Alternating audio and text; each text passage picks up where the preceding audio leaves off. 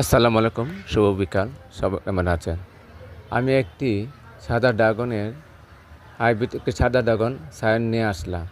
আনার পরে একটি দেশি লাল ড্রাগনের সাথে এটিকে আমি জোড় কলপ করব। প্রথমে লাল ড্রাগন সায়নটা আমি ভালো করে চারপাশে কেটে নেওয়ার পরে মধ্যস্থানে যে ডাটাটা আছে সেই ডাটাটা লাগার পরে হাইব্রিড সাদা ড্রাগনের সাথে একসাথে মিশ্রিত করে জোড় করে দিয়ে দিব, যাতে যাতে ড্রাগনের চারপাশটি মিলে যাওয়ার পরে লেগগুলো এক সমতল হওয়ার পর আমি এটির চারপাশে কোষ্টিপ দিয়ে বেঁধে দেওয়ার পরে একটি পলি দিয়ে রেখে দিব, যাতে করে আলো বাতাস না যাওয়ার কারণে এটি আস্তে আস্তে জোড়া